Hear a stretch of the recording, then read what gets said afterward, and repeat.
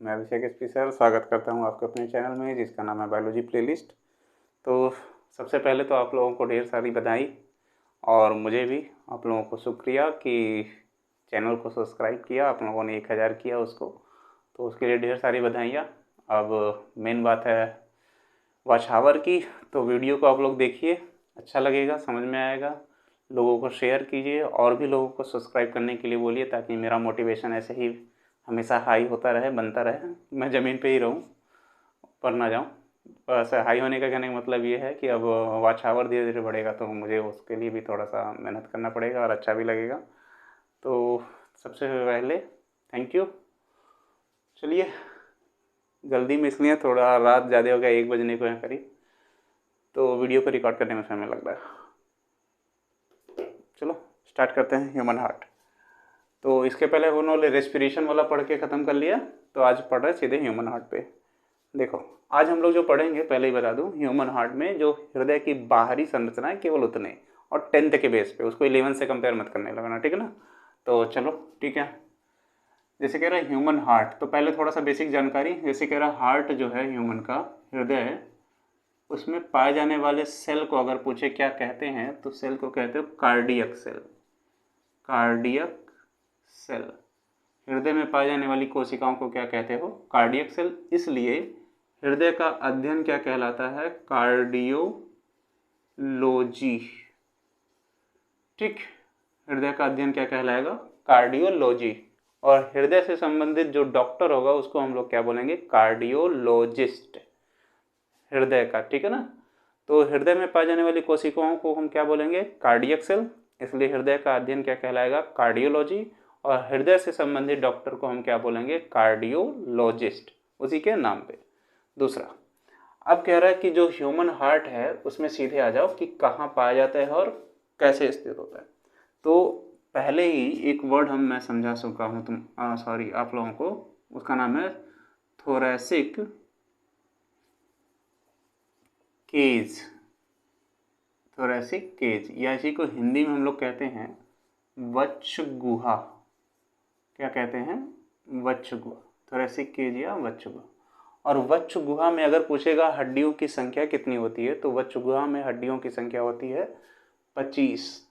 ठीक, कहने का मतलब एक यहाँ बीचों बीच हड्डी होगी, उस हड्डी को बोलोगे स्टेरेनम, जिससे 12 पसलियाँ इधर होंगी और 12 पसलियाँ इधर होंगी, और सब आपस में मिलकर एक केज या पिंजरे की जैसी संरचना बनाएंगी, जिसको हम बोलेंगे क्या, थोरैसिक केज। और उसी के अंदर होगा हमारा हृदय। तो अगर मैं बनाने की कोशिश करूं तो एक हो गया क्या, स्टेरेनम बोन, और 2, 4, 6, 8, 10, 12, 2, 4, 6, 8, 10, 12। मान लो यहाँ किसी व्यक्ति का गर्दन होगा तो ऐसे कंधे होंगे, बाकी उसकी ऐसी संरचना होगी। तो इस पूरे हिस्से को ही हम क्या कहते हैं, थोरैसिक केज। और इसी के अंदर क्या होता है, मनुष्य का हृदय।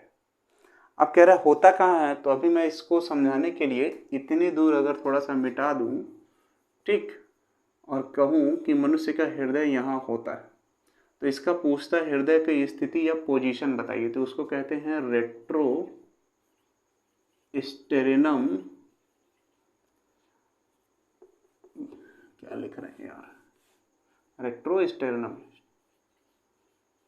पोजीशन। तो मनुष्य का हृदय अगर पूछे कहाँ पाया जाता है, तो थोरैसिक केज या वक्ष गुहा में। अगर पूछे वक्ष गुहा में कहाँ पाया जाता है, तो सीधे सीधे जो ये स्टेरनम हड्डी है उसी के पीछे पाया जाता है। रेट्रो मतलब पीछे, स्टेरनम मतलब स्टेरनम हड्डी के पोजीशन मतलब स्थिति। तो मनुष्य का हृदय एकदम बीचों बीच पाया जाता है, न कि लेफ्ट पाया जाता है। लेफ्ट वाला कॉन्सेप्ट भी मैं थोड़ा सा समझा दूंगा आप लोगों को, अभी आसानी से समझ में आ जाएगा। तो मनुष्य का हृदय की स्थिति अगर पूछेगा कहाँ पाया जाता है वक्ष गुहा में, तो रेट्रो स्टेरनम पोजीशन या स्टेरनम हड्डी के पीछे। दूसरा जो कॉन्सेप्ट है समझने का, तो यहीं पर मनुष्य का क्या होगा, श्वसन नली भी आई होगी, ट्रैकिया जिसको कहोगे, जो पढ़े थे। और यहीं लेफ्ट और राइट क्या हो जाएगा, ब्रांकस भी हो गया। और यहीं लेफ्ट और राइट ब्रांकस है, तो यहीं पर क्या होगा, मनुष्य के दोनों फेफड़े भी होंगे। मतलब ये इधर एक फेफड़ा होगा अंदर और दूसरा फेफड़ा यहाँ होगा अंदर।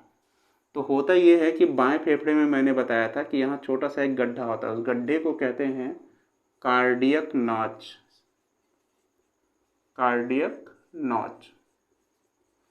तो जब मनुष्य का हृदय यहाँ पर होगा तो उसका कुछ हिस्सा बाएं साइड ऐसे नुकीला निकला होता है उसी कार्डियक नॉच के अंदर, इसीलिए हम लोगों को हमारा हृदय बायां पता चलता है, पर होता एक्चुअल में कहाँ पे है, सेंटर में है। बस उसका कुछ हिस्सा टिल्ट या मुड़ा होता है किधर, लेफ्ट साइड में, इसलिए वो हम लोगों को बायां दिखाई देता है, क्योंकि उस किस में गया होता है, लेफ्ट लंग के या बाएं फेफड़े के अंदर, जिसको कहते हो कार्डियक नॉच वाले हिस्से में।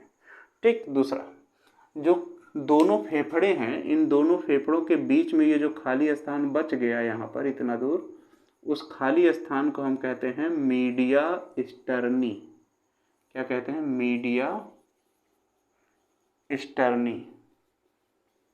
तो दोनों फेफड़े, मान लो ये पहला फेफड़ा हो गया और ये दूसरा फेफड़ा, तो दोनों फेफड़ों के बीच में जो जगह बचा हुआ है यहाँ पे, उस जगह को कहते हैं मीडिया स्टर्नी। और उसी मीडिया स्टर्नी में क्या होता है, मनुष्य का हृदय, दोनों फेफड़ों के बीच में। और फेफड़े भी बच्चों गुहा में है, हृदय भी बच्चों गुहा में है, और मीडिया स्टर्नी भी बच्चों गुहा में। तो मनुष्य का हृदय पाया जाता है थोरेसिक केज में। थोरेसिक केज में हड्डियों की संख्या 25, एक स्टेरनम और 24 पसलियाँ या 12 जोड़ी पसलियाँ। दोनों फेफड़ों के बीच में जो खाली स्थान है उसे कहते हो मीडिया स्टर्नी, जिसमें पाया जाता है मनुष्य का हृदय। मनुष्य का हृदय जिस स्थिति में पाया जाता है उसे कहते हैं रेट्रोस्टेर्नल पोजीशन, जो स्टेर्नम हड्डी के ठीक पीछे होता है। ठीक। अब इतनी चीज़ें समझ में आ गई होंगी, तो इसको मैं मिटा रहा हूँ। देखो, अब आते हैं मनुष्य के हृदय पे। तो अब हृदय का अध्ययन वगैरह समझ में आ गया। कार्डियोलॉजी, हृदय में पाई जाने वाली कोशिकाएं कार्डियक सेल, और उसी के नाम पर हम उसे कहते हैं कार्डियोलॉजी। तो मैं यहाँ हृदय पे थोड़ी सा पहले बना ले रहा हूँ, फिर आऊँगा हृदय पे। ठीक। समझाना क्योंकि फिलहाल ज़रूरी है, स्ट्रक्चर बनाना तो हम लोग बाद में भी सीख सकते हैं।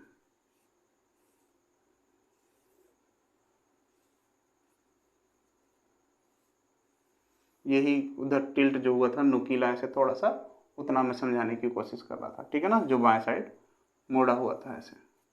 चलो, दिख रहा है, लो बन के तैयार हृदय।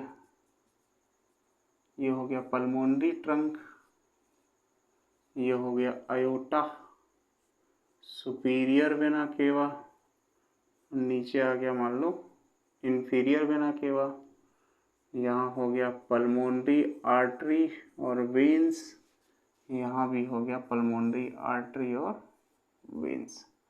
अब इतना समझने के लिए हम लोगों के लिए काफ़ी है फिलहाल। ठीक है ना। देखो, मान लो इसी को मैं थोड़ी देर के लिए ऐसे बना दे रहा हूँ कि ये हो गया मनुष्य का क्या, हृदय।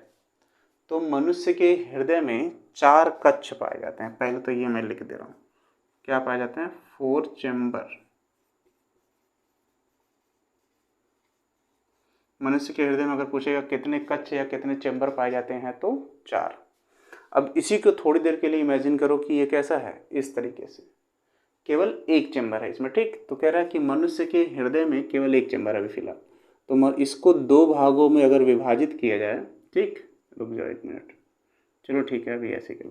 तो ऊपर वाले भाग को कहते हो अरिकल, या इसी को हिंदी में कहोगे अलिंद। ठीक।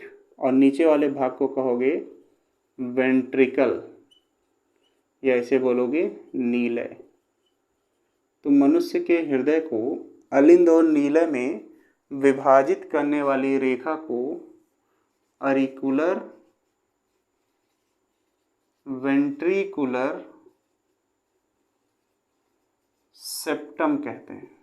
सेप्टम मतलब होता है विभाजक, विभाजित करने वाला। अरिकुलर मतलब अरिकल या अलिंद, वेंट्रिकुलर मतलब वेंट्रिकल या नीलय। तो मनुष्य के हृदय को अरिकल और वेंट्रिकल या 2 भागों में विभाजित करने वाली रेखा को कहोगे अरिकुलर वेंट्रिकुलर सेप्टम। अब ऊपर वाला पूरा अलिंद है, नीचे वाला पूरा नीलय है। अब ऊपर वाला जो अलिंद है उसको 2 भागों में विभाजित करने वाली रेखा को कहोगे auricular septum, auricular septum. Septum मतलब विभाजित करने वाला, अरिकुलर मतलब अरिकल को। वैसे ही वेंट्रिकल को दो भागों में विभाजित करने वाली रेखा को कहोगे क्या? Ventricular septum. सेप्टम मतलब विभाजित करने वाला, वेंट्रिकल मतलब वेंट्रिकल या नीले को। तो हृदय को दो भागों में या अलिंद और नीलय में विभाजित करने वाली रेखा को अरिकुलर वेंट्रिकुलर सेप्टम कहते हैं, जबकि केवल अलिंद को दो भागों में विभाजित करने वाली रेखा को अरिकुलर सेप्टम और केवल नीलय को दो भागों में विभाजित करने वाली रेखा को वेंट्रिकुलर सेप्टम कहते हैं। ये बात अच्छे से समझ में आ गई? तो ठीक है, अगर मैं इस लाइन को, यहाँ पे जो ये लाइन है ऐसे गया हुआ है, ये पूरा नाम देना चाहूँ तो इस लाइन को मैं क्या लिखूंगा? जो ये लिखे हैं, तो ये लाइन हो गई हमारी क्या? अरिकुलर वेंट्रिकुलर सेप्टम, जिसके कारण ऊपर बन गया क्या? अलिंद और नीचे बन गया नीलय। इतनी बात अच्छे से समझ में आ रही होगी। दूसरा, अगर मैं इस लाइन को जो यहाँ पे जा रहा है, ठीक, नाम देना चाहूँ तो इस नाम को दे सकता हूँ क्या? अरिकुलर सेप्टम, जिसके कारण ऊपर का जो अलिंद है वो दो भागों में विभाजित हो गया। और ये जो लाइन यहाँ ऐसे अग गई है, इस लाइन को अगर मैं नाम देना चाहूँ तो उसको नाम दूंगा क्या? वेंट्रिकुलर सेप्टम, जिसके कारण ये भी दो भागों में क्या हो गया? विभाजित। तो ऊपर के पहले या दोनों अरिकल थे और नीचे के दोनों वेंट्रिकल। अब ये हृदय का हो गया लेफ्ट साइड या बायां भाग, और ये हृदय का हो गया राइट साइड या हो जाएगा दायां भाग। तो अब इसमें हम नाम लिखें कि इसका, तो इसको कहेंगे क्या? लेफ्ट अरिकल, बायां अलिंद। इसको कहेंगे लेफ्ट वेंट्रिकल, बायां नीलय। इसको कहेंगे राइट अरिकल, दायां अलिंद। इसको कहेंगे राइट वेंट्रिकल, दायां नीलय। सेम चीज यहाँ पे भी, इसको कहोगे क्या? राइट अरिकल, या हिंदी में लिखना होगा तो दायां अलिंद। इसको कहेंगे राइट वेंट्रिकल, दायां नीलय। इसको कहेंगे लेफ्ट अरिकल, या इसे कहेंगे क्या? बायां अलिंद। इसको कहेंगे क्या? लेफ्ट वेंट्रिकल, या इसे हम कहेंगे बायां नीलय। ठीक, बोल रहे हैं हिंदी लिख लेना, ठीक है ना? चलो लिख ही दे रहे हैं यार, नहीं तो भी कहोगे कि दायां अलिंद। यार बाकी नाम गड़बड़ हो जाएगा, अभी बहुत सारे नाम लिखे हैं ना। इसको क्या कहेंगे? दायां नीलय। इसको क्या कहेंगे? बायां नीलय। और इसको कहेंगे क्या? बायां अलिंद। तो अगर पूछे मनुष्य के हृदय में कितने अलिंद, तो दो, एक दायां और एक बायां। अगर पूछे मनुष्य के हृदय में कितने नीलय, तो दो, एक दायां और एक बायां। अब ये तो समझ लोगे, मनुष्य के हृदय में अलिंद और नीलय के निर्माण करने वाली रेखा को क्या कहोगे? Auricular ventricular septum. मनुष्य के हृदय में बाएं अलिंद और बाएं अलिंद और दाएं अलिंद और बाएं अलिंद का निर्माण करने वाली रेखा को क्या कहोगे? Auricular septum. और दो दाएं और बाएं नीले का निर्माण करने वाली रेखा को कहोगे वेंट्रिकुलर सेप्टम। इतनी बात तो अच्छे से समझ में आ गई होगी। देखो दूसरी चीज, हृदय की बाहरी संरचना पढ़ो। अब हृदय के चारों तरफ एक पतला झिल्ली नुमा संरचना पाया जाता है, ठीक है ना? ऐसे उस पतले झिल्ली नुमा संरचना को कहते हो, एक मिनट, पेरिकार्डियम मेम्ब्रेन। उस पतले झिल्ली नुमा संरचना को क्या कह रहे हो? यार गर्मी था, तुम दिमाग खराब कर रहे हैं।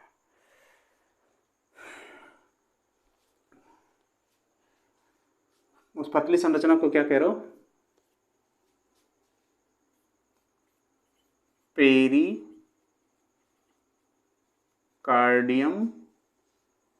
मेम्ब्रेन। मेम्ब्रेन मतलब झिल्ली, पेरी मतलब किनारा, कार्डियम मतलब हृदय। तो हृदय के चारों तरफ पाए जाने वाली एक पतली झिल्ली नुमा संरचना को क्या कहेंगे? पेरिकार्डियम। जिसका बाहरी हिस्सा क्या कहलाएगा? Parietal, pericardium. पेराइटल मतलब किनारा, पेरी मतलब पेरिफेरी या परिधि, किनारा जिसको कहते हैं, कार्डियम मतलब हृदय। तो हृदय के बाहरी परिधि पर पाई जाने वाली संरचना को क्या कहोगे? Parietal pericardium. और उसी का अंदर वाला हिस्सा जो होगा उसे कहोगे विसरल पेरिकार्डियम। पेरिकार्डियम दोनों है, दोनों हृदय के बाहर ही है, पर बाहर वाले सरफेस को कहोगे क्या? Parietal pericardium. अंदर वाले सरफेस को क्या कहोगे? क्या? Visceral pericardium. और पूरे इस हिस्से को ही कहोगे क्या? पेरिकार्डियम, जो हृदय को बाहर से चिपका रहेगा। और दोनों के बीच में जो खाली स्थान बच गया इसको कहोगे पेरिकार्डियम या पेराइटल क्या कहोगे? Sac, pericardial sac. सैक मतलब खोखला भाग, और उसमें भरा होगा तरल पदार्थ। ठीक, ये क्या भरा होगा? तरल पदार्थ, जिसको कहोगे क्या? Pericardial fluid. फ्लूइड मतलब तरल पदार्थ। कटा नहीं ना? ठीक। अब ये क्या करेगा? हृदय बार बार फैलने और सिकुड़ने की क्रिया करेगा, तो मांसपेशियों के आसपास रहेगा, थोरैसिक केज या वक्षगुहा के, तो उसके घर्षण से क्या करेगा? वो बचाएगा। चोट लगेगा तो बाहरी आघात से या उससे बचाएगा। हृदय ज़्यादा मात्रा में ना फैल जाए उससे बचाएगा। तो ये सब उन सब चीज़ों से क्या करेगा? सुरक्षा देगा। हृदय को नरिशमेंट देगा, चिपचिपा बनाए रखेगा, ताकि वो उसमें क्या है? मॉइस्चर बना रहे, ठीक है ना, वो नमी रहे हमेशा। तो उन सब चीज़ों से वो क्या करता है? तरल पदार्थ उसको बचाता है। तो ये हो जाएगा हृदय की बाहरी संरचना में। अब थोड़ा सा साइज वगैरह का अगर हम लोग पढ़ें यहाँ पे, ठीक है ना, तो मान लो मैं यहाँ समझा रहा हूँ, दिख रहा है, देखो, मान लो कह रहा है कि ये हृदय है, पहले मैं समझा चुका हूँ, ठीक। 4 चेम्बर, 4 कक्ष, 4 आप लोगों को दिख ही रहे हैं अब। तो कह रहा है कि अगर इसको 2 पार्ट में ऐसे डिवाइड करें, तो ऊपर वाला ये क्या है? छोटा है, नीचे वाला ये क्या है? बड़ा है। तो एक क्वेश्चन ऑब्जेक्टिव में यही पूछते हैं, ऊपर वाले दोनों क्या थे? ऊपर वाले दोनों हैं अलिंद, अलिंद, या इसी को हम कहते हैं अरिकल। तो अरिकल छोटा होता है किससे? नीलय से या वेंट्रिकल से। तो सीधे सीधे नीलय बड़ा होता है किससे? अलिंद से। तो V बड़ा है A से, ठीक। वेंट्रिकल बड़ा है अरिकल से। एक चीज ये हो गया। दूसरा, अगर मान लो ये हृदय है, दिख रहा, तो ऊपर वाला छोटा था, नीचे वाले क्या थे? बड़े थे। तो जो नीचे वाला हिस्सा है नीलय, इसमें ऐसे अगर हम लाइन बनाएं, ठीक, तो यही 4, 1 2 3 4, 1 2 3 4, तो इसको हम क्या कहेंगे? Left ventricle. तो यहाँ हम लिख दे रहे हैं L और V। इसको क्या कहेंगे? Left auricle. तो यहाँ हम लिख दे रहे हैं लेफ्ट अरिकल। और ये इसको कह रहे हो राइट अरिकल, और इसको कह रहे हो राइट वेंट्रिकल। इतनी चीज़ें, ठीक। तो अगर मुझे लिखना हो तो इस ब्लैक वाली लाइन को हम क्या कहेंगे? Auricular septum. इस ब्लैक वाली लाइन को हम क्या कहेंगे? Ventricular septum. और इस ब्लू वाली लाइन को हम क्या कहेंगे? Auricular ventricular septum. तो हम यहाँ लिख सकते हैं ये कि जो लेफ्ट अरिकल है वो छोटा होता है राइट अरिकल से। पहला ये लिख सकते हैं इन दोनों के केस में। इसमें लिखेंगे क्या? कि जो लेफ्ट वेंट्रिकल होता है वो बड़ा होता है राइट वेंट्रिकल से। दूसरे केस में ये लिख सकते हैं, ठीक है ना। तो इतना आशा करते हैं इतना समझने में आप लोगों को कोई दिक्कत नहीं होगी। तो इससे ज़्यादा अभी पढ़ने की आप लोगों को ज़रूरत है नहीं फ़िलहाल, ठीक है ना, क्योंकि 10th में इतना पूछेगा नहीं, तो क्वेश्चन भी समझाने में लंबा हो जाएगा, आउट ऑफ सिलेबस चला जाएगा, तो पढ़ने का कोई फ़ायदा नहीं है। फिलहाल बोर्ड एग्जाम की तैयारी कीजिए आप लोग। तो एक बार मैं फिर से रिवाइज कर दे रहा हूँ कि मनुष्य का हृदय उसके वक्ष गुहा में रेट्रोस्टेर्नम पोजीशन पर पाया जाता है, मतलब हृदय एकदम स्टेर्नल हड्डी के पीछे, ठीक। दोनों फेफड़ों के बीच में जो खाली स्थान है उस जगह को कहते हो मीडिया स्टर्नी, उसी के बीच में पाया जाता है। दूसरा, मनुष्य का हृदय का ये जो नीले वाला हिस्सा है ये थोड़ा सा लेफ्ट लंग के बीच में पाया जाता है, इसलिए कार्डियक नॉच वाले हिस्से में, इसलिए वो हमको बायां प्रतीत दिखाई देता है। मनुष्य के हृदय में कुल 4 कक्ष या चेंबर पाए जाते हैं, जिनमें से 2 अलिंद, 2 नीला या 2 अरिकल और 2 वेंट्रिकल होते हैं। दोनों में से कौन बड़ा है? लेफ्ट वेंट्रिकल बड़ा होता है राइट वेंट्रिकल से, और राइट अरिकल बड़ा होता है लेफ्ट अरिकल से।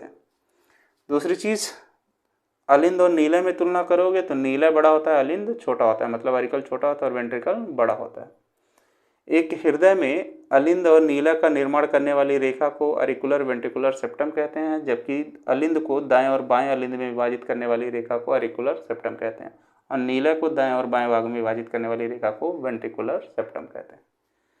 इतनी चीज़ें हैं हृदय की बाह्य संरचना में, ठीक है ना। ये सब लेयर वगैरह एक बार देख लीजिएगा, वीडियो लंबा हो जाएगा तो आप खुद नहीं देखेंगे। तो जब हृदय की आंतरिक संरचना आएगी तो इसको काटेंगे, काटने के बाद इसमें हृदय में पेरिकार्डियम, मायोकार्डियम, एंडियोकार्डियम, वाल्व आएगा, tricuspid valve, bicuspid valve, superior vena cava blood कहाँ ले जाता है, इन्फीरियर वेना केवा ब्लड कहाँ ले जाता है, पल्मोनरी ट्रंक कहाँ पर शुद्ध रक्त कहाँ पर अशुद्ध रक्त, डबल सर्कुलेशन, ये सब चीज़ें आएंगी उसमें, ठीक है ना। किसमें? इंटरनल स्ट्रक्चर ऑफ लंग्स में। और उसके बाद एक वीडियो आएगा जिसमें हम ब्लड प्रेशर, पल्स रेट, इन सब चीज़ों के बारे में पढ़ लेंगे। तो 3 से 4 वीडियो आएंगी मैक्सिमम, ठीक है ना, हार्ट के लिए। तो चलिए ठीक है, फिर मिलते हैं अगले वीडियो में, तब तक के लिए बाय एंड थैंक यू एक बार फिर 1000 सब्सक्राइबर के लिए। Good night.